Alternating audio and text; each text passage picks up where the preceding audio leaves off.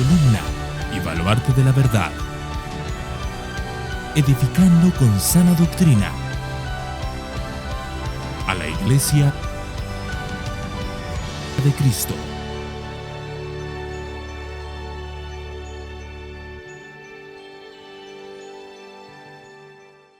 Vamos entonces hoy a empezar esta primera serie y lo vamos a hacer orando, porque predicación sin oración está abocada al desastre, así que vamos a pedir la bendición de Dios para su palabra. Amado Dios, te queremos dar muchas gracias por poder estar aquí reunidos delante de tu palabra para que puedas hablar a nuestros corazones. Gracias, Padre amado, porque nos has iluminado por tu Espíritu Santo para poder comprender las Escrituras. Nos has dado fe para poder creer tu mensaje, Señor. Y por eso te queremos dar gracias, porque los ojos de muchos están cegados a tu palabra, que aunque la tienen en las manos, no la creen y no la entienden. Pero tú, Señor, por tu Espíritu Santo, nos has permitido creer tu palabra, amar tu palabra y entender tu palabra. Por eso pedimos la misma guía de tu Santo Espíritu para hoy poder, Señor amado, predicar tu palabra en el poder de tu Espíritu Santo.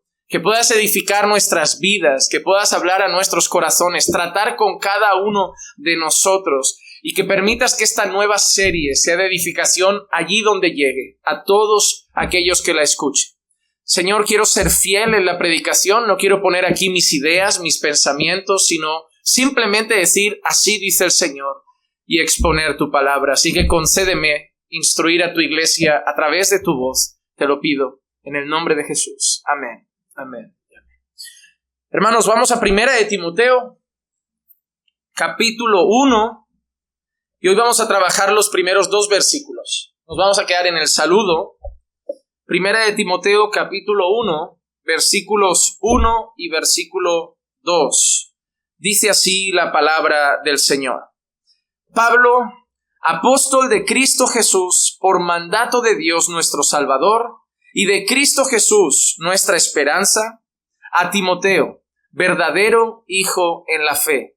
Gracia, misericordia y paz de parte de Dios Padre y de Cristo Jesús, nuestro Señor. Hermanos, nos encontramos ante esta primera carta de Pablo a Timoteo, que la podemos ubicar entre el 62 y el 65 después de Cristo.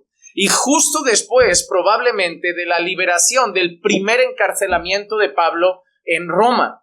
Ese es el contexto histórico en el que nos encontramos. Año 62, 65 aproximadamente después de Cristo, Pablo acaba de ser liberado de su primer encarcelamiento en Roma y Pablo recibe unas noticias interesantes y es el hecho de que eso lo veremos ya sobre todo la segunda clase, la semana que viene, pero de que la iglesia en Éfeso no estaba yendo muy bien las cosas. Habían cosas que la iglesia de Éfeso se habían torcido, habían cosas que la iglesia de Éfeso no se estaban enseñando bien. Era una iglesia en la que se habían levantado gente de dentro de la iglesia, no maestros que venían de fuera, sino gente que se había levantado de dentro y estaba empezando a torcer la atención de los hermanos a otras doctrinas. Entonces, el fin de esta carta, y lo veremos a partir del versículo 3 en adelante, es Pablo dejar a Timoteo en Éfeso para poner en orden algunas cosas. Eso nos enseña algo importante. Pablo no plantaba una iglesia y se olvidaba. Pablo mantenía un contacto directo con las iglesias que habían sido plantadas. Allí donde Pablo iba a predicar, allí donde Pablo iba a establecer una iglesia, ahí donde Pablo iba a poner el fundamento de la fe en Cristo, el Evangelio, también Pablo mantenía relación y usualmente el instrumento de la época era a través de cartas. A Pablo y a otras personas se les informaba de cómo se iban dando las cosas en las distintas iglesias locales. Y eso nos enseña algo. Nos enseña que a pesar de que hubiera una iglesia en Éfeso, en Tesalónica, en Colosas, la iglesia de Cristo era una. Y es algo que debemos entender. Podemos tener una iglesia en Barcelona, una iglesia en Cornellá, una iglesia en Hospitalet, una iglesia en Francia, una iglesia en México, pero al final es la iglesia de Cristo. Las iglesias no se manejaban independientemente como si fueran sus propios imperios. Y eso es algo que nosotros debemos entender. Nuestra finalidad en la vida no es que caminando por fe se expanda por todo el mundo, que sí está bien. Pero nuestra mayor meta en la vida es que el reino de Dios se expanda por todo el mundo. A veces, cuando nos enteramos que otras iglesias crecen, que otras iglesias están llenas de personas, que están creciendo, que está habiendo un avivamiento, muchas veces en los corazones, especialmente de los pastores, se llega a poner algo de celo, como diciendo, no hay tanta alegría por la bendición de Dios en otras obras. Y sí, cuando hay malas iglesias que se llenan de personas, o iglesias de la prosperidad, falsas iglesias donde van miles y miles de personas, claro que nos duele. Pero si nosotros sabemos que hay un lugar donde hay pastores fieles, donde hay un mensaje fiel, donde la iglesia trabaja fielmente y Dios está llevando 1,000 personas, aunque nosotros nos quedemos con 30, debería llenar nuestro corazón de alegría. Porque nuestra mayor alegría no es que vengan todos aquí, sino que vayan todos a la verdad, a la verdad del Evangelio, al Señor Jesucristo. Y obviamente a todos nos alegra que aquí haya un avivamiento, a todos nos alegra cuánta gente está llegando a la congregación, pero debemos siempre tener en cuenta que nuestra meta no es caminando por fe, es el reino de Dios. Porque si no nos podemos volver de esas personas que consideran que fuera de caminando por fe no hay salvación, o que fuera de caminando por fe todos son malas iglesias, o que fuera de caminando por fe esas iglesias ya no valen. Porque van a haber iglesias con las que tenemos ciertas diferencias y aún así son fieles en la predicación, fieles en la palabra, pero podemos decir, pero yo no veo eso de la misma manera. Bueno, pero gloria a Dios que a pesar de alguna diferencia secundaria son fieles al Señor y el Señor los está bendiciendo en gran manera. Cuando yo, por ejemplo, veo iglesias como la del pastor John MacArthur, muy conocida, iglesias con miles de miembros. Y yo sí, claro, tengo alguna pequeña diferencia con MacArthur. No vemos quizá el fin de los tiempos en el mismo orden, pero el Evangelio está ahí. El Evangelio es el centro de la iglesia. Son fieles a la palabra y las diferencias son secundarias. Por lo tanto, si mañana se expanden, necesitan otro recinto y son 12,000, gloria a Dios, que las almas están yendo a la verdad. No caigamos en ese sentido de pensar que la iglesia de Éfeso solo va por un lado, la de Tesalónica va por un lado, la iglesia de Esmirna, no, todo es la iglesia de Cristo. Y ese sentido de individualidad debemos luchar para que no se cultive en nuestros corazones. Sí que es verdad, debemos tener compromiso con nuestra iglesia local. Es feo que alguien cuente contigo y mañana desaparezcas. Tenemos compromiso, tenemos amor por nuestra iglesia, servimos en una iglesia, trabajamos en una iglesia como los hermanos de Éfeso lo hacían. Pero es la iglesia. Y eso es muy importante para no caer en algo peligroso como puede ser el sectarismo evangélico de fuera de mi denominación no hay salvación. Y eso es peligroso porque dejamos de llamar hermanos a personas que bíblicamente son hermanos en el Señor. Pablo mandaría y dejaría a Timoteo en Éfeso a poner cosas en orden. Eso también nos enseñará algo que veremos más adelante, y es el hecho de que los pastores no se manejan solos. Timoteo no aparece en Éfeso y dice, me ha llamado el Señor y yo voy a ser pastor aquí. No, Pablo deja a Timoteo en Éfeso. Pablo mismo, en una ocasión estaban los apóstoles, dicen que oraban y ayunaban y ministraban al Señor, y el Espíritu Santo dijo, separadme a Bernabé y a Saulo para la obra que yo he determinado que hagan. Incluso Pablo no se manejaba solo. Pablo fue bajo la dirección y aprobación de los apóstoles que ya estaban ejerciendo su ministerio en aquel entonces. Pablo mismo le dice a Timoteo en otra ocasión, ve para establecer ancianos en otras ciudades. Por eso, otra de las cosas importantes aquí que veremos al Pablo dejar a Timoteo en una iglesia es que debemos tener mucho miedo y mucho cuidado con los que se autoproclaman pastores. Voy a empezar una obra, ¿y a ti quién te llamó? Todos te van a decir el Señor, pero recuerda, cada falsa iglesia, cada secta, todas dicen que los llamó el Señor. Pero la mayor seguridad de que alguien viene del Señor es que la iglesia que ya es del Señor lo ve y lo establece. Porque la iglesia es la que va a cuidar de que las nuevas iglesias sean fieles. Entonces, eso también lo veremos a lo largo de esta carta.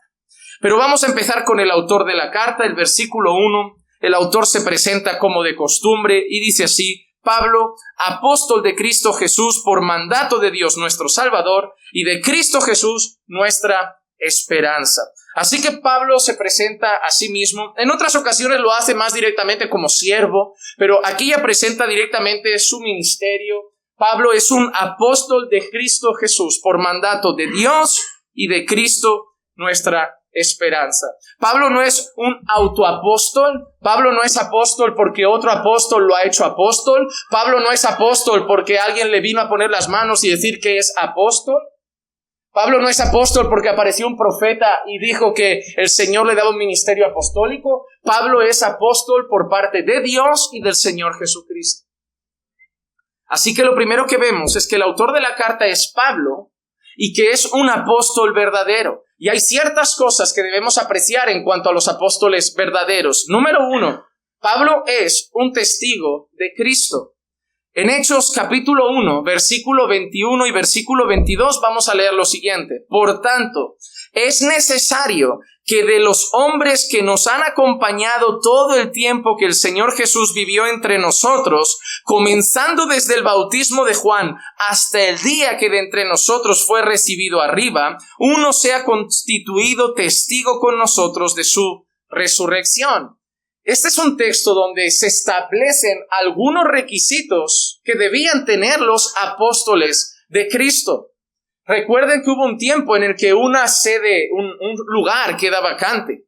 El lugar de Judas queda en el aire y se busca a un sustituto. Pero ese sustituto tenía que cumplir ciertos requisitos. Y uno de esos requisitos es que hubiera sido testigo de Cristo, testigo ocular de Cristo. Desde el bautismo de Juan ¿hasta qué? Hasta su ascensión. Para elegir cuál podía ser el sustituto de Judas, ellos hablan de los requisitos que debían tener. Y uno de ellos es que tenía que ser testigo ocular de Jesús mismo, desde el bautismo hasta su ascensión. Así que por eso muchas veces Pablo se llama a sí mismo como el abortivo. Porque ahí entra la gran pregunta, pero Pablo no estuvo con ellos desde el bautismo de Juan hasta la ascensión de Jesús.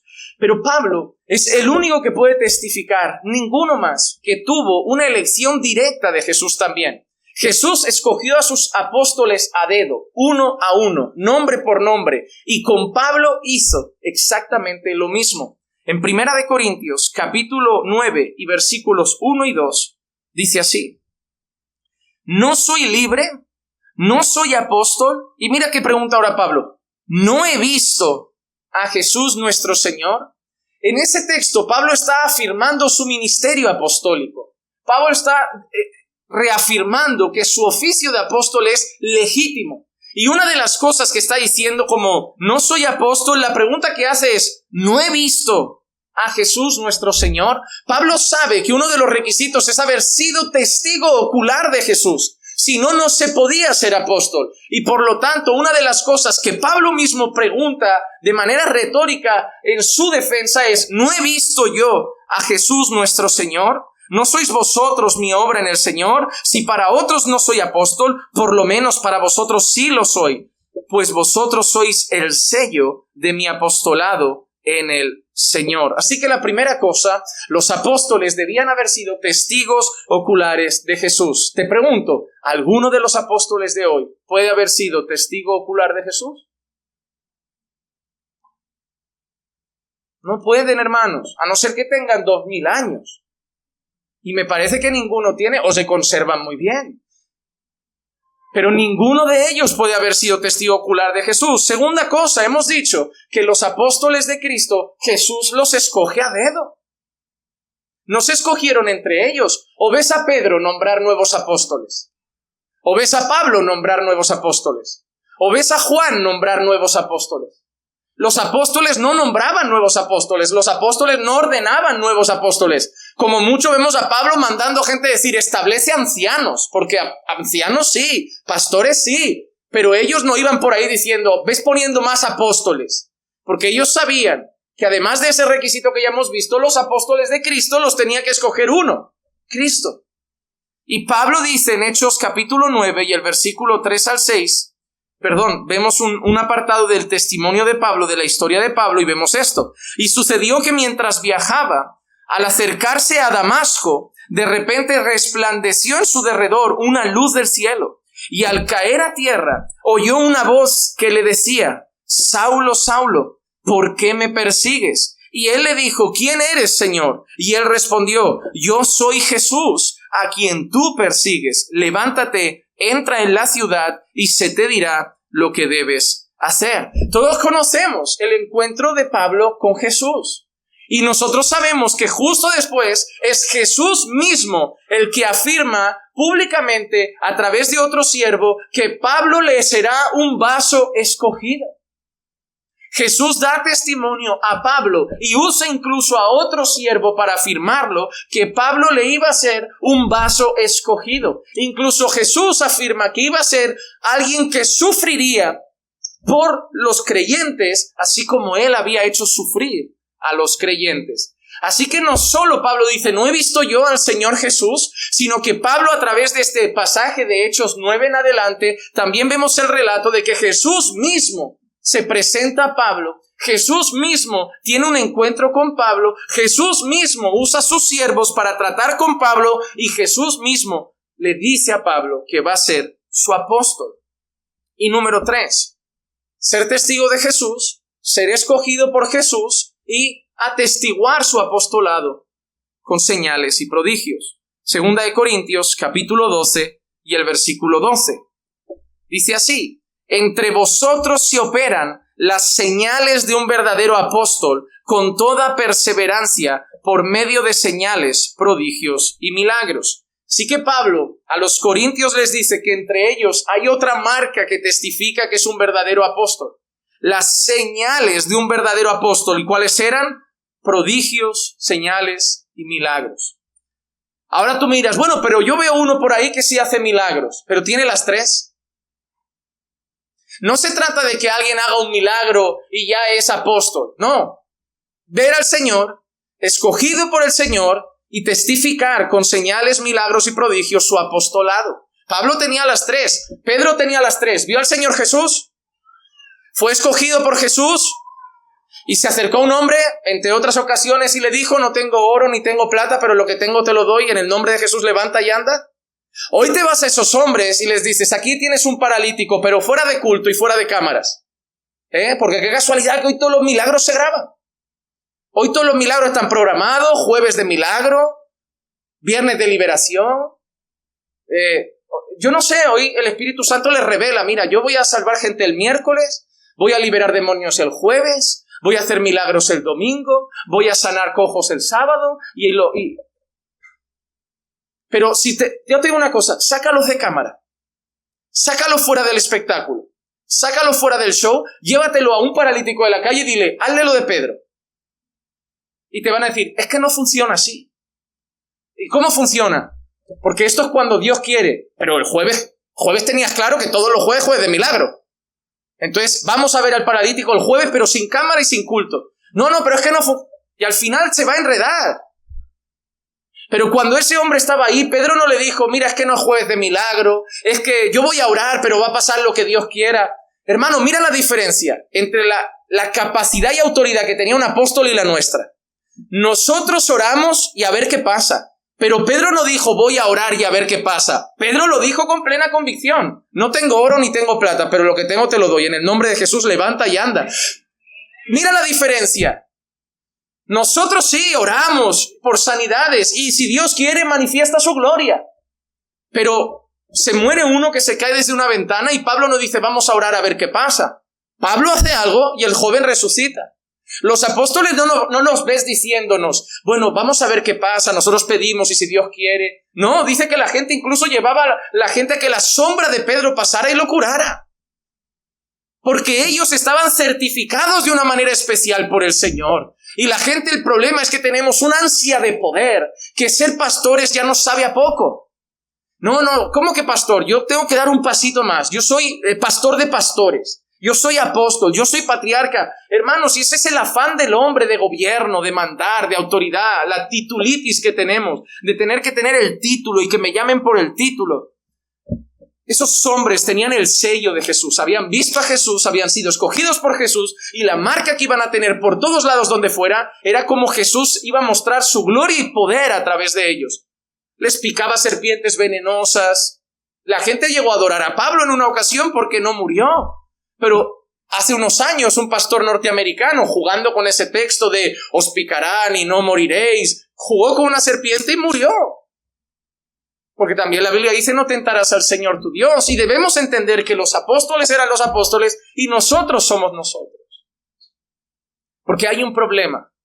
Cuando Pablo decía, echadme a ese de la iglesia, entregadlo a Satanás a los corintios, ¿sabes qué hicieron los corintios? No le dijeron, pero Pablo, tú no estás aquí, tienes que verlo, hay que hablar. No, le dijeron, si Pablo lo dice, porque la palabra de un apóstol era la palabra de Jesús, del Señor de la iglesia. Cuando Pablo manda cartas, va a pasar esto, haz aquello. ¿Tú crees que Timoteo llevó esta carta que veremos todo y luego dijo, bueno, lo voy a hacer a mi manera? No. Pablo le había dicho, vas a hacer todas estas cosas. Y Timoteo fue como la lista de la compra, haciendo una por una, porque la palabra de un apóstol se tenía que cumplir.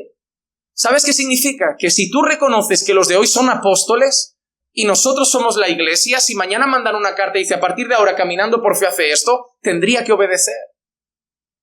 Porque son apóstoles del Señor y yo somos solo pastores, ancianos. ¿Tú sabes el peligro de reconocer que ellos son apóstoles? Sabiendo y estudiando bíblicamente la autoridad que tiene un apóstol. Peligro, hermanos. El desconocimiento bíblico nos lleva a eso. Así que el autor de la carta es un apóstol, testigo de Jesús, escogido por Jesús y testificado su apostolado por Jesús. Ahora nos presenta justo después el destinatario de la carta. El versículo 2 sigue diciendo así. Al principio dice, a Timoteo, verdadero hijo en la fe. Así que vamos a ver alguna cosita rápida de Timoteo. Así que es Pablo a Timoteo. Esta carta era de Pablo y era para Timoteo. Pero hay una cosa que veremos también más adelante y es muy interesante. Que Pablo ahora habla de Timoteo bien y habla de su ministerio y habla de que es un verdadero hijo en la fe. ¿Y sabes por qué? Porque Pablo está mandando a un joven a poner en orden una iglesia. Y cuando Pablo le dice a Timoteo, verdadero hijo en la fe, ¿tú crees que Timoteo va a leer esas palabras solo para él? No, esa carta va a ser leída en la iglesia. Y lo que están haciendo ahí, ¿sabes qué es? Pablo está diciendo esas cosas de Timoteo para que la gente al leer la carta sepa que Timoteo va con la autoridad de Pablo. Que lo que Timoteo va a hacer hay que hacerle caso, porque Pablo lo ha dicho. Entonces esa carta Pablo se la manda a Timoteo, pero hablará bien de Timoteo para certificar su ministerio y que cuando la carta se lea públicamente en Éfeso la gente sepa si Timoteo dice esto es porque Pablo dice esto. Y volvemos a lo mismo. Yo no me voy a cualquier sitio a escuchar a cualquier hombre que dice ser pastor. Yo quiero saber quién está certificando que este hombre viene de Dios. Porque si va a empezar a decir, vamos a hacer esto, vamos a evangelizar, vamos a orar, vamos a hacer un montón de cosas, aquí se va a predicar esto, aquí se va... Y vamos a ir detrás de él y lo vamos a honrar y lo vamos a obedecer porque la Biblia dice obedeced a vuestros pastores. Y la Biblia dice que hay que honrar a los pastores. Si vamos a hacer eso con ese hombre, tenemos que tener la certeza de que es un pastor. Porque hermano, tienes que tener claro esto. La Biblia dice que debes obedecer a tus pastores. Aunque a algunos a lo mejor les cueste ese versículo, pero está ahí. No dice obedeceos unos a otros, dice soportaos, perdonaos, amaos, pero solo de unos dice obedecer. Entonces, hermanos, si hay un versículo que llama obedecer y honrar a los pastores, tienes una tarea muy importante. Averiguar quién es ese hombre al que tienes que obedecer y honrar antes de ponerte a hacerlo. Yo no me voy a poner detrás de un hombre a ayudarlo, a acompañarlo, a ser guiado por él, si no tengo la certeza de que viene de parte de Dios. Eso es muy peligroso. Por eso hay un montón de personas que están siendo robadas, manipuladas, extorsionadas, que les están sacando hasta el último céntimo porque están detrás de hombres que tienen el título, pero nadie ha certificado que vienen de Dios. Pero Timoteo, Pablo, certifica quién es. Certifica que es un siervo y lo hace llamando verdadero hijo en la fe. ¿Qué podemos ver del origen y la familia de Timoteo así de manera rápida? Por ejemplo, Hechos capítulo 16, versículo 1 y versículo 2.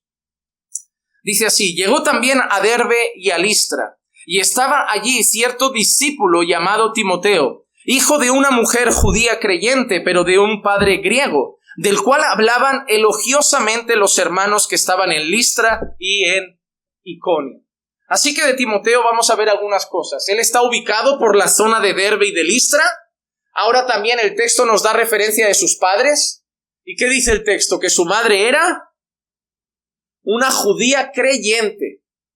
Una judía creyente, no solo una judía, era una judía creyente. Era el término que usualmente se utilizaba para hablar de aquellos judíos que habían creído el evangelio. Su madre era una judía creyente, pero su padre era un griego. Así que un conflicto en el hogar. Y eso también nos da una esperanza. A lo mejor tú conociste a Jesús después de ya estar casada o casado. Y a lo mejor tu marido o tu esposa no ha conocido a Jesús. Pero eso no significa que tus hijos no puedan ser mañana un Timoteo. No creas que solo Dios levanta pastores de las casas donde marido y mujer son creyentes, porque aquí no era el caso. Y eso también nos enseña algo. Número uno, que la salvación de Dios es soberana. No hay una regla de, si papá y mamá no son creyentes, el hijo tampoco lo será. No, hay casas como la mía, donde papá y mamá no son creyentes y el hijo lo es. La salvación es soberana. Segundo, el llamamiento es soberano.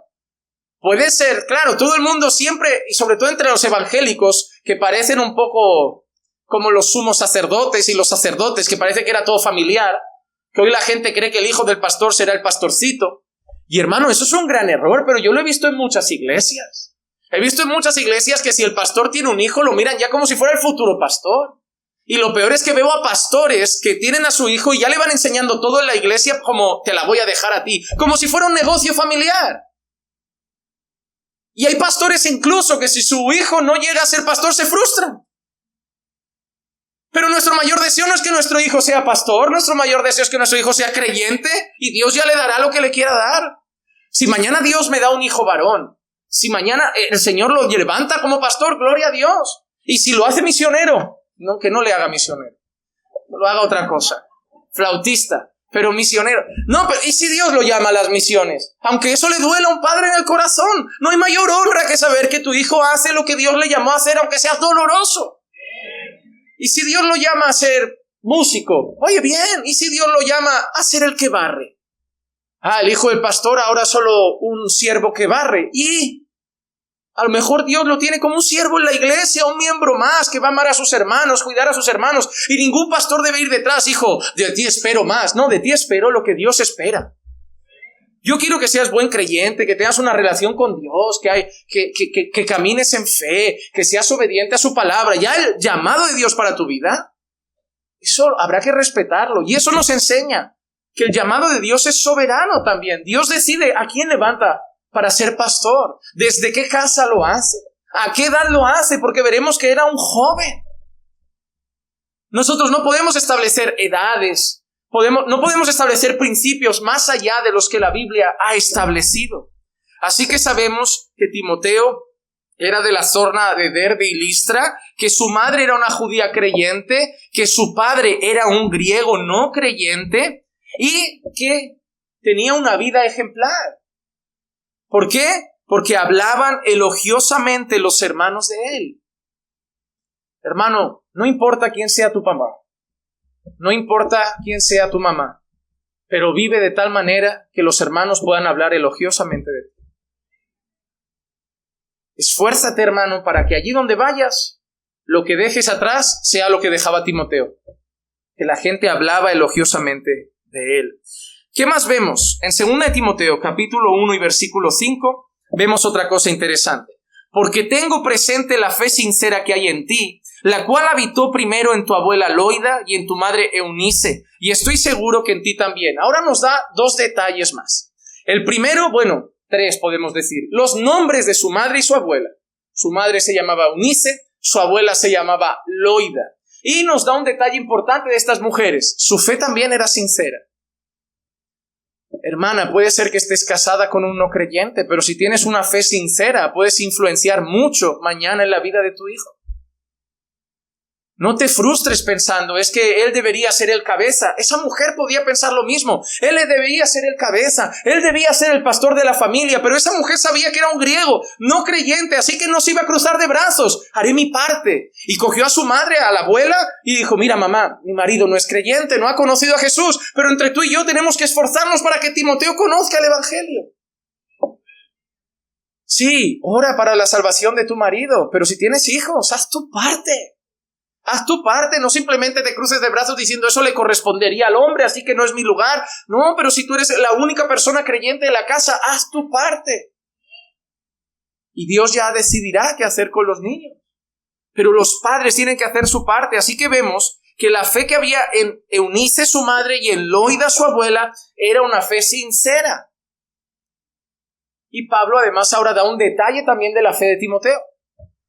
La fe sincera que hay en ti. Amados hermanos, si hay una fe sincera, es que hay una fe falsa, una fe hipócrita. Porque algo que veremos aquí en esta carta es que había gente con una fe superficial. Pablo no dice solo de Timoteo que tienes fe. No, él dice que hay una fe sincera. ¿Sabes que esa es una pregunta que nos tenemos que hacer siempre? No solo si hemos creído en Jesús, sino que si nuestra fe es sincera. Yo hay momentos en mi vida, como muchos saben, yo conocí al Señor a través de mi esposa. Yo hay momentos al inicio de mi vida con el Señor que a veces me preguntaba, ¿sigo viniendo por ella o ya vengo? ¿Esto ya es sincero o en el fondo sigo queriendo mostrar a la iglesia que soy creyente? Eso es importante saberlo.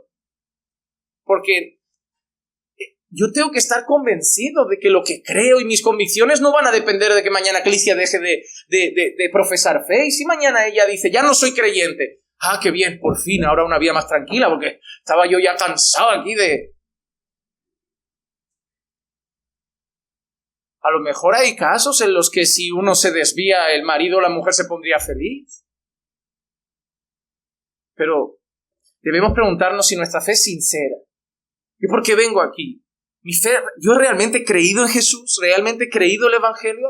¿Realmente amo a Dios de todo corazón? ¿Realmente lo que me mueve a mi adoración, a mi obediencia, no son mis hermanos, ni mi pastor, ni que voy a la iglesia, ni si la iglesia me verá? ¿Realmente mi fe solo está centrada en Cristo?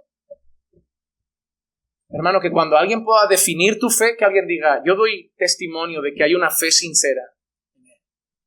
Una fe sincera. Y último detalle, 2 de Timoteo, capítulo 3 y el versículo 15.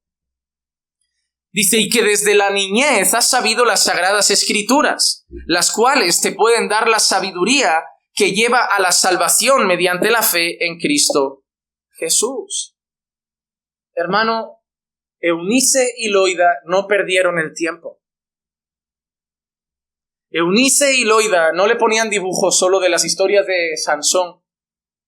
Eunice y Loida no le ponían solo historias de dibujos animados bíblicas, pero porque es el gran error de algunos padres, que creer que si todo lo que ponen a sus niños pequeños es contenido bíblico, pero en cuanto a dibujo... No, pero pastor, en mi casa ni Bob Esponja, ni la Peppa Pig, ni la Dora la Exploradora. En mi casa solo la hormiguita en Milguindo esa y dibujos de bíblicos y el superlibro. Vale, muy bien, tus niños van a ver dibujos y van a pensar que eso son historias como la de Dumbo. Es la verdad. La mayoría de vuestros hijos, cuando ven eso, piensan que es como Blancanieves y los 7 enanitos, solo que es un niño bajito que mató de pedrada a un gigante. Pero lo ven igual. Y tu hijo puede ser que viendo el superlibro cree buenos valores. Ay, que es el generoso, buen amigo, sincero. Y te va a quedar un hijo de rechupete para esta sociedad. Pero tu deber no es que solamente tenga buenos valores. Tu deber es que conozca la palabra de Dios. Ah, pero pastor, le vamos a hablar de los mandamientos, le vamos a hablar... No, tú no le dices a tu hijo, no se puede, no se puede, no se puede. Son tus mandamientos. Son tus mandamientos. Ahora enséñale los mandamientos de alguien que manda mucho más que tú. Enséñale los mandamientos del Señor. Dile, el Señor dice que eso no se puede. El Señor dice que eso no se puede. Y ¿sabes qué? El Señor dice que todo el que hace eso morirá. Predícale la palabra del Señor. Y esto lo hicieron estas mujeres, que desde la niñez han sabido las Sagradas Escrituras. Y yo doy gloria a Dios por los padres, que son diligentes en enseñar la palabra de Dios a sus hijos. Porque, como hablábamos en el coche antes, Clicia y yo, si hay la peor generación de jóvenes en este tiempo es porque es la generación más fracasada de padres. Y sobre todo en la iglesia.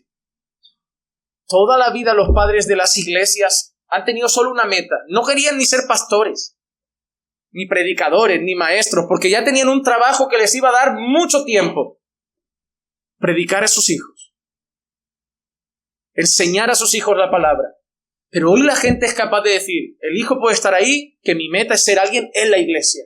Oh hermano, si supieras que lo primero que te van a preguntar va a ser por tu casa. Y no por tu iglesia.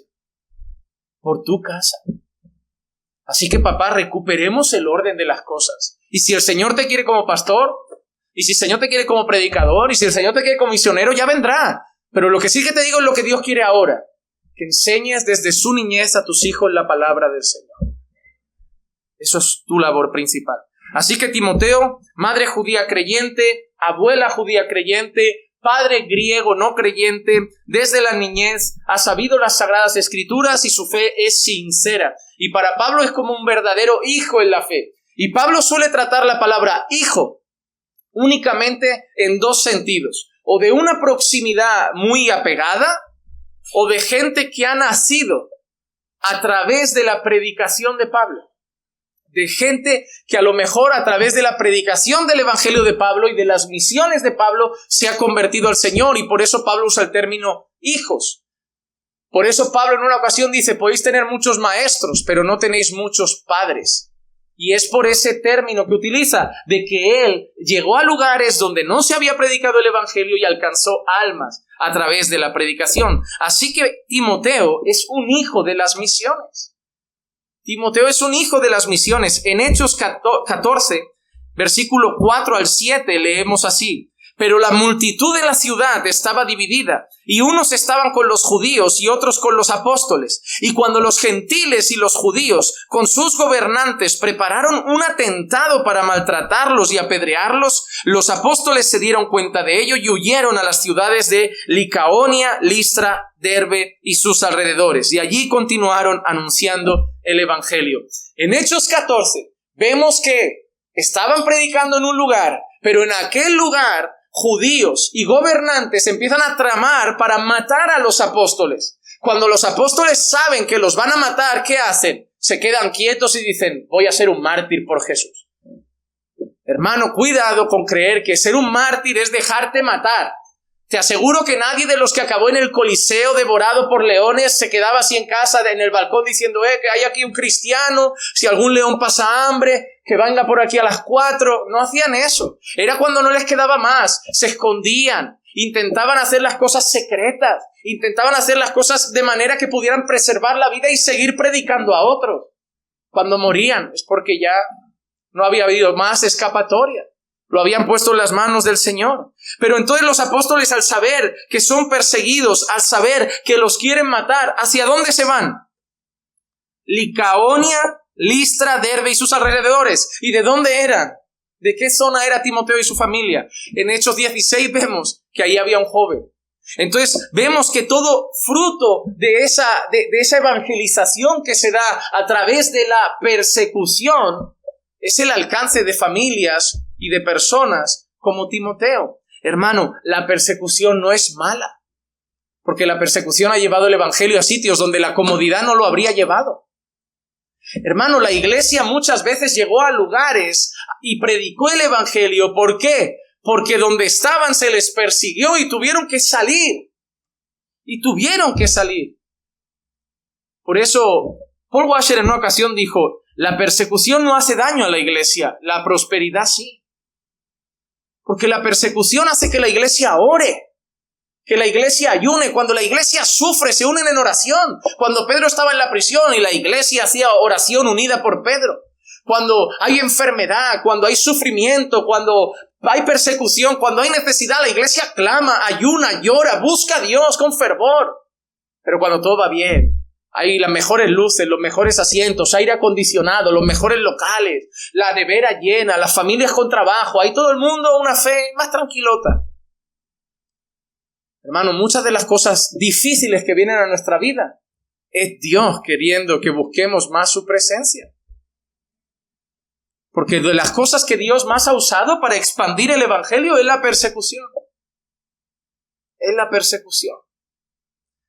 Así que Timoteo es hijo de las misiones. En Hechos 14, 4-7 al final ponía, y allí continuaron anunciando el evangelio. Y terminamos con una cosa interesante.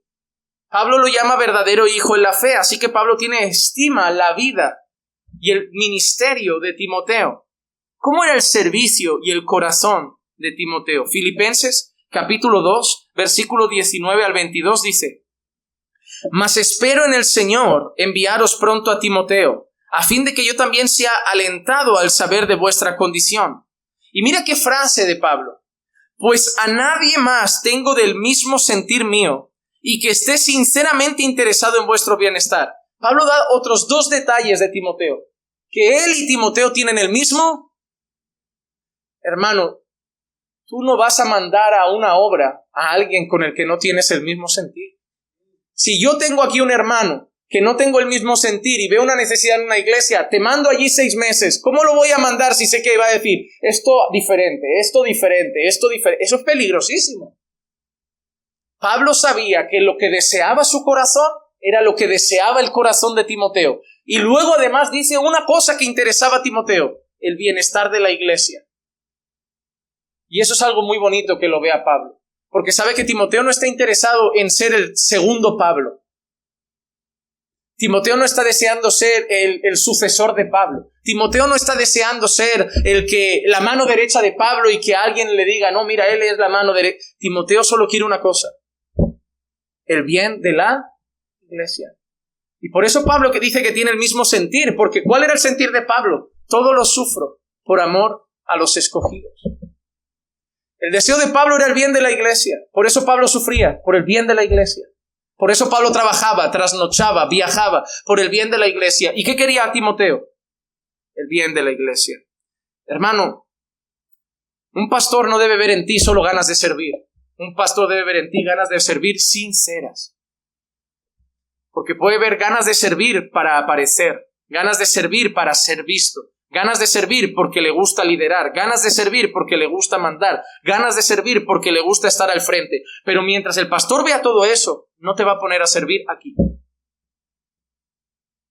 El pastor te va a poner a servir aquí cuando vea en ti ganas de servir por el bien de la iglesia. Porque si es por el bien de la iglesia, vas a decir, yo quiero el bien de la iglesia, lo haga yo, lo haga tú, lo haga Juan Manuel, lo haga Marcos. Yo quiero que la iglesia vaya bien. Hermano, ¿tú quieres el bien de Caminando por Fe? ¿Quieres el bien de Caminando por Fe? Te va a dar igual el medio que Dios use. Tú quieres el bien de la iglesia. Y eso es lo que quería Timoteo, el bien de la iglesia. Mira que sigue diciendo, porque todos buscan sus propios intereses, no los de Cristo Jesús, pero vosotros conocéis sus probados méritos, que sirvió conmigo en la propagación del evangelio como un hijo sirve a su padre. No solo Pablo dice que su interés es sincero, sino que la gente ha podido ver en él sus probados. La gente ya había visto también en Timoteo quién era Timoteo, sus probados méritos y cómo había servido al lado de Pablo en la propagación del evangelio. Antes de servir Timoteo en Éfeso como un pastor, Timoteo ya había estado sirviendo al lado de Pablo como un aprendiz. Por eso Pablo dice, como un hijo sirve a un... Hermano, no me tomes a mal lo que voy a decir, pero muchos quieren ser padres y no han querido ser ni siquiera primero hijos. Muchos quieren ser pastores y ni siquiera han sido ovejas. Hay gente que no se relaciona con su pastor y espera un día que lo hagan pastor. No tiene lógica. ¿Quién va a dar testimonio de tu ministerio? La iglesia y sus pastores. Te tendrás que relacionar para que lo vean. Hermano, una cosa tienes que entender, sobre todo los varones, porque esta relación verán que siempre es con hombres. Relaciónate con tu pastor como un padre con un hijo. Como quien tiene que aprender, como quien tiene que ser guiado, como quien tiene que ser instruido. No en el sentido de la paternidad espiritual de los apóstoles modernos. No quiero que el día del padre me traigáis algo a mí. Tú eres como mi padre. No, tú ya tienes padre. Y yo no tengo hijos en ese sentido. Así que yo no tengo día del padre. Pero esto es una manera metafórica de hablar de una relación personal y respetuosa, de honra y de reverencia hacia la persona que te instruye, te guía y te pastorea. Ten esa relación. No veas al pastor como un instrumento solo para aprender. Yo no soy tu profesor. Esto no es un seminario, es la iglesia. No se confundan. Los de los sábados no son sus pastores, Los del curso de teología, los del sábado no son sus pastores. Son sus profesores. Marcos y yo somos sus pastores. Porque como se confundan, ahí va a haber un problema. Pero también sé que son buenos pastores. Y por eso cuando les van a pedir algo personal, dicen, tenéis pastores. Ir a hablar con ellos. También sabemos a qué profesores ponemos a trabajar. Pero hay gente que se confunde. Hay profesores, hay maestros y hay pastores. Cultiva esa relación. Sobre todo, ¿por qué? Por tu bien. Es que te va a ir bien a ti. No creas que es por el beneficio de cargarnos con más trabajo. Si es que te va a ir bien a ti. Te va a ir bien a ti. Solo la soberbia y el orgullo te puede decir, no necesito un pastor. Solo la soberbia y el orgullo. Porque hasta yo, que pastoreo en esta iglesia, necesito muchas veces el consejo de pastor. Hasta yo. Porque todo lo necesitamos. Porque no sé tú, pero yo no sé todo. Y seguramente tú tampoco. Todos necesitamos guía, consejo, instrucción. Así que así veía Pablo a Timoteo. Y termina el versículo 2 con 3 palabras muy importantes. Gracia, misericordia y paz de parte de Dios Padre y de Cristo Jesús nuestro Señor. Así que hemos visto a Pablo, un verdadero apóstol, ¿verdad? Verdadero apóstol. ¿Por qué? Testigo de Jesús, escogido por Jesús y atestiguado por señales, milagros y prodigios. ¿A quién ha escrito? A Timoteo. Pero todo eso sabemos de Timoteo, una fe sincera, un interés sincero por la iglesia, no busca sus propios intereses como muchos, solo los de Cristo, el bienestar de la congregación. Pablo lo ve como un hijo en la fe, con una fe sincera, instruido por su madre judía creyente, Eunice, su abuela Loida, padre no creyente griego. Y el saludo típico de Pablo: gracia, misericordia y paz de parte de Dios Padre y de Cristo Jesús nuestro Señor. De ahí, ¿por qué nosotros nos saludamos con la paz del Señor? Ahí alguno va a entender nuestra peculiar costumbre rara entre muchas iglesias evangélicas, pero no rara según la Escritura. Normalmente vamos a ir a las iglesias, te van a decir Dios te bendiga, la gente nos mira como una secta rara cuando nos saludamos con paz del Señor, pero hermano, para que vean que tiene un fundamento. Pablo normalmente era gracia y paz o gracia, misericordia y paz, pero era un saludo que Pablo normalmente ponía al inicio y muchas veces al final de su carta. Y esas 3 palabras tienen importancia para nosotros. Gracia. La gracia nos recuerda lo que hemos recibido y no merecíamos. Misericordia. La misericordia nos recuerda lo que no hemos recibido y sí merecíamos. Y paz. La paz nos recuerda que siendo enemigos de Dios por la fe en Jesucristo, ahora tenemos paz para con Dios. Pablo no saludaba al azar. Cada palabra del saludo de Pablo tenía un significado. Recordad que habéis sido salvos por gracia, que habéis recibido misericordia porque merecíais el infierno y que por el evangelio ahora estáis en paz para con Dios Padre y gracias a Cristo Jesús nuestro Señor. Así que este es la intro de nuestra nueva serie, pero como me quedan unos minutos, yo quiero deciros los 5 temas principales que vamos a ver en la serie. A lo largo de los diversos capítulos, los 5 temas principales que vamos a ver son los siguientes. Número 1, el peligro de las falsas enseñanzas. En 1 Timoteo capítulo 1 y el versículo 3 dice así: como te rogué al partir para Macedonia, que te quedaras en Éfeso para que instruyeras a algunos a que no enseñaran doctrinas extrañas. Uno de los temas principales que vamos a ver es esa, como dije antes, el objetivo era: te voy a dejar en Éfeso para que instruyas a algunos a que no enseñen doctrinas extrañas. Era gente que ya estaba en la iglesia. No era gente que había venido de fuera diciendo: soy un pastor, vengo de los Estados Unidos, traigo una nueva revelación. Era gente que estaba dentro, hermanos que congregaban con ellos, pero que a lo mejor en un entorno más privado empezaban a decir a hermanos: pues tú sabías que Jesús, pues tú sabías que, pues yo no estoy de acuerdo con lo que Pablo dice, pues yo no estoy de acuerdo con esto que Pablo ha enseñado. Lo hacían en lo privado y Pablo lo corta de raíz. Porque una iglesia no puede funcionar si en círculos privados se empieza a permitir la raíz venenosa de la doctrina extraña. Si en cualquier ámbito de esta iglesia tú amas la iglesia y quieres el bienestar de esta iglesia, en un ámbito más privado ves que alguien, sea quien sea, empieza a decir: pues yo no creo esto, y sabiendo que entró en una iglesia donde para ser parte de la congregación tienes que decir: vale, estoy de acuerdo con las creencias, la intención no puede ser buena. Así que corre a los pastores para que rápido, como hicieron con Timoteo, le pongan freno a ese veneno, que solo va a desviar la fe de algunos y perturbar la fe de otros. Porque mañana se pueden ir, pero dejando la sombra de la duda, la semilla de la discordia en medio de la congregación. Así que un tema importante que se va a ver aquí en esta carta es el peligro de las falsas doctrinas, de la doctrina extraña, y veremos algunas típicas que habían. Segunda cosa, otro tema importante es la unión entre la sana doctrina y la piedad. Porque hoy está de moda, sobre todo entre los reformados, ser una iglesia de sana doctrina. Ahora los reformados somos los dueños de la sana doctrina. Los reformados todos tenemos sana doctrina, todos predicamos sana doctrina, tenemos los mejores pastores, los más fieles, los más buenos, pero luego ven las vidas. Y hay alguno, hermano, que no sé ni si ha nacido de nuevo. Y hay una cosa que en el medio reformado se tiene que empezar a recuperar. Y tanto que nos gusta leer y tanto que nos gusta aprender, podríamos ir un poquito atrás a leer mucho a los puritanos, que eran hombres de muy buena doctrina, pero que le daban mucha importancia a la santidad. A la santidad. Porque la Biblia no separa buena doctrina de buena vida.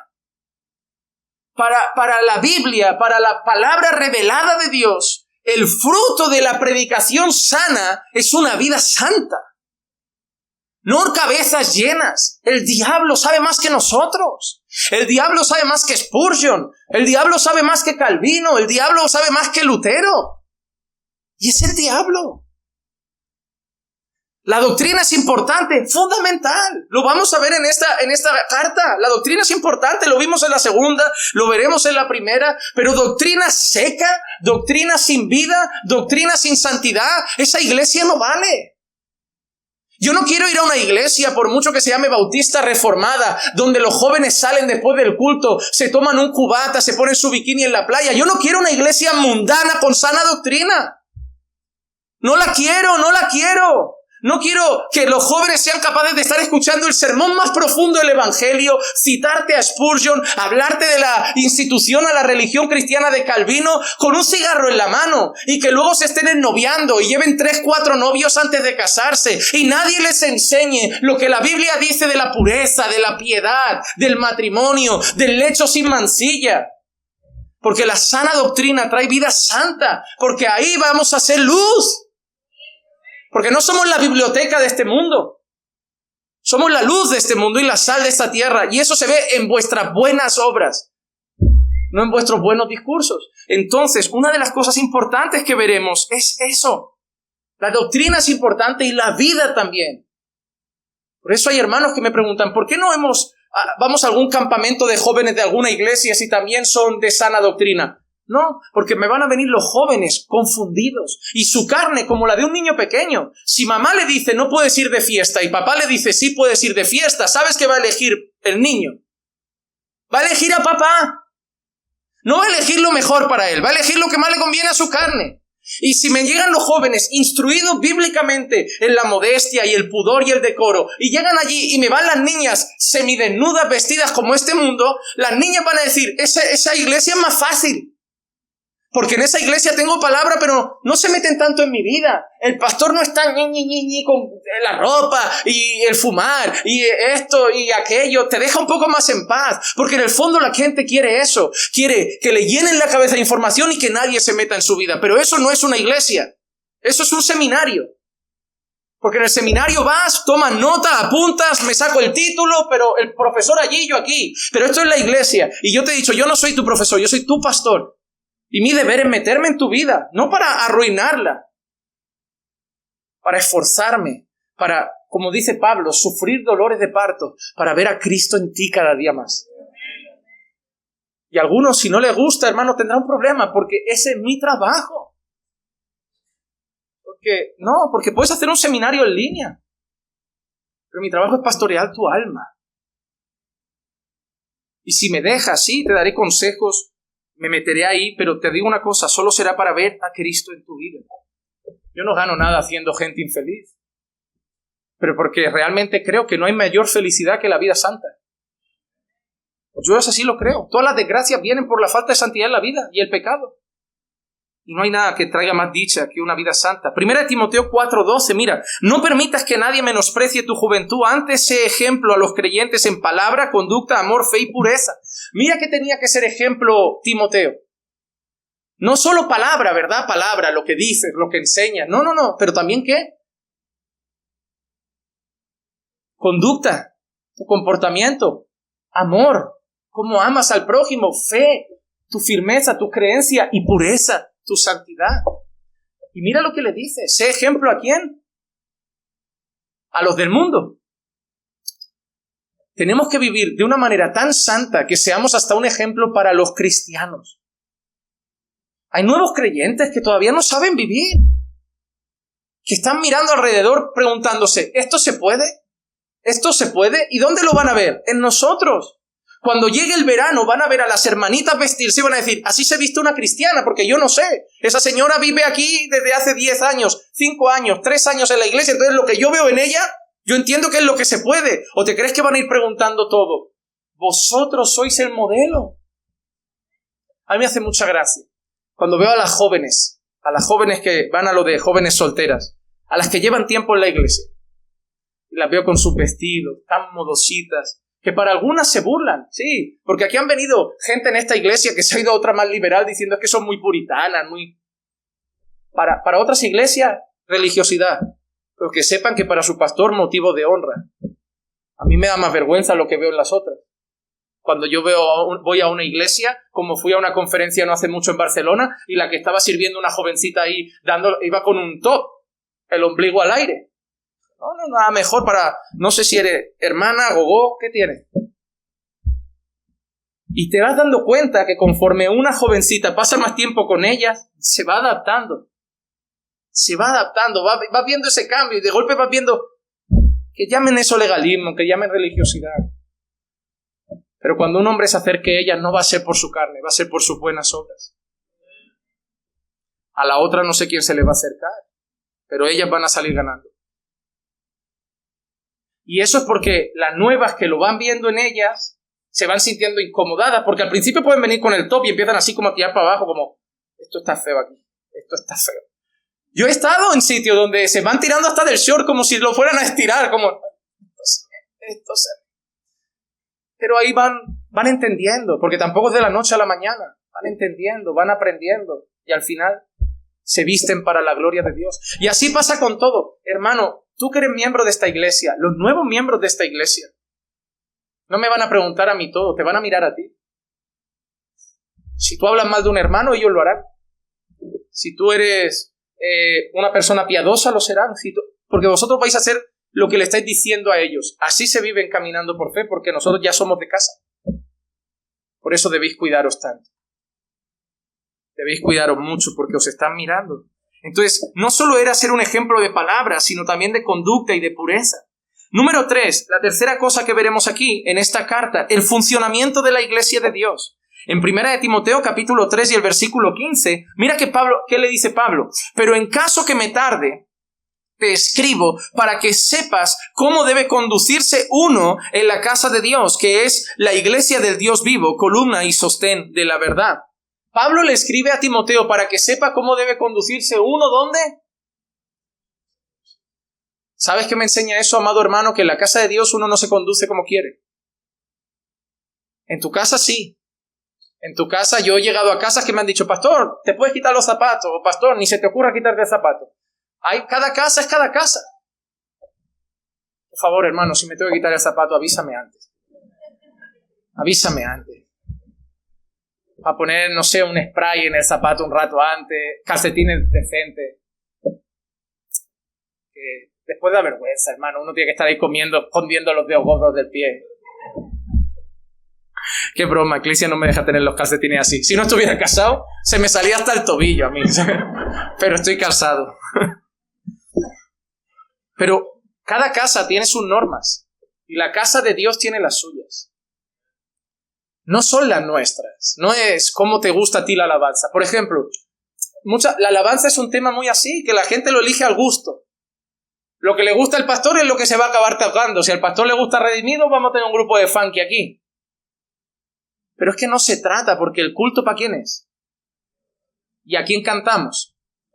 Tú en tu coche ponte rancheras si quieres, ¿no? No sé los estilos que haya, no sé ni cómo son las rancheras, pero tú en tu coche ponte, mientras sea decente la letra y tampoco me vengas ahora aquí como los heavies a... Sé prudente, pero tienes como cierta libertad. En lo privado tenemos como cierta libertad de escuchar alabanzas, pero aquí no son para mi gusto, no son para mi deleite, no son mi estilo. Tenemos que pensar en dos cosas, que la iglesia somos todos, y que aquí no va a cantar solo el joven de 18 años la de Redimidos, que también tenemos señoras de 70 y pico, y que no la podemos poner a bailar funky a la señora. Primero, tenemos que buscar alabanzas, que la iglesia las pueda cantar. Segundo, entender que el fin de la alabanza es la adoración a Dios. No el entretenimiento, no la diversión, no la gresca, no pasar un buen rato, no un concierto. La alabanza es que Dios sea exaltado. Por eso, incluso si no hubieran instrumentos, no pasaría nada, porque el fin de la alabanza es la voz a Dios. El mayor instrumento de alabanza de la iglesia es la iglesia. Miren, el fin del grupo no es que la gente, y eso se ha cambiado hoy es un concierto, por eso se busca talento, para que deslumbren, les ponemos focos y un escenario grande y que brille, la gente se divierte y bueno, ahora la palabra, pero no, el fin del grupo es darnos una melodía, un ritmo, para que todos juntos cantemos al Señor. No son ellos los que cantan y nosotros los que seguimos con palmas. Ellos están ahí para ayudarnos a que todos exaltemos al Señor. Y Dios ha dicho que quiere que sea con salmos, con himnos y cánticos espirituales. Entonces nosotros no estamos aquí para elegir el tipo de alabanza. Tenemos que buscar adaptarnos a la alabanza que quiere Dios. Nosotros no estamos aquí para elegir la predicación que más nos gusta. El otro día había un comentario de alguien que hablaba negativamente de Dante Gebel y un defensor de Dante Gebel decía, bueno, pero a cada uno le gusta la predicación de un tipo. Y yo me quedé así como, ¿entro o no entro? Porque yo dije, no, ya no me meto. Pero es que no es así, que es que la predicación no va al gusto del consumidor, es que a mí me gusta más ese tipo de predicación. No, es que la Biblia dice cómo debemos predicar, fielmente, con la autoridad, en el poder del Espíritu, da unos requisitos, y la predicación tiene que ser así. Otra cosa es la personalidad, pero la predicación tiene una manera de ser. Entonces, la tercera cosa que veremos aquí en esta carta es cómo funciona la iglesia. La carta nos dirá cómo deben ser los pastores, no los elegimos nosotros. Los elige el Señor y deben cumplir unos requisitos que Dios ha puesto. Los diáconos igual. Pablo hablará de las ancianas. Pablo hablará de la alabanza. En 1 Timoteo es cuando Pablo habla de la vestidura de la mujer. Y veremos que eso tenía mucho que ver con la cultura griega de Éfeso y las sacerdotisas de falsas religiones griegas que se usaban muchas veces para prostitución a las mujeres y empezaban a contaminar a las hermanas que venían a la iglesia diciendo, ¿por qué nosotras no podemos ser sacerdotisas? Porque allí Diana tiene sacerdotisas. Todo tiene un origen y hay que entenderlo, amado hermano, hay que entenderlo. Así que veremos cómo funciona la iglesia. La cuarta cosa que veremos, la importancia de ser un buen ministro de Cristo. En 1 Timoteo 4:6, Pablo le dirá, al señalar estas cosas a los hermanos, serás un buen ministro de Cristo Jesús, nutrido con las palabras de la fe y de la buena doctrina que has seguido. El cuarto tema que veremos, la importancia de ser un buen ministro de Cristo Jesús. Porque, hermano, no basta con que el Señor llame a algunos a ser pastores, como nuestro caso, sino que debemos esforzarnos por ser buenos pastores. Porque no basta con decir, no, yo ya soy pastor, yo ya lo tengo todo hecho. Vale, pero hay que cultivar nuestro llamado. Si yo sé que como pastor tengo que predicar, voy a hacer cursos, me voy a preparar para predicar cada vez mejor. Yo quiero que mi iglesia coma bien. Yo no quiero que la iglesia me esté escuchando diciendo, se me hace largo, pero bueno, al menos no dice ninguna barbaridad. Pero no, yo quiero que la iglesia se nutra, se edifique. Para mí la predicación es un diálogo. Yo veo caras, yo quiero ver que la gente hace así como, lo he pillado. Para mí eso es importante. Si yo estoy enseñando y veo las caras como, digo, pues tengo que seguir dando ejemplos, dando vueltas, girando. ¿Por qué? Hasta que la gente no haga así como, entonces no me vale. ¿De qué me vale decir 8 horas cosas y que la gente no haya entendido ni media palabra? Prefiero que nos quedemos 1 hora con una idea, pero que salgan y digan, lo he pillado. Esta es nuestra responsabilidad, nuestra vida, nuestro testimonio, nuestro carácter, nuestra enseñanza. Porque debemos entender que debemos esforzarnos por ser buenos ministros de Cristo.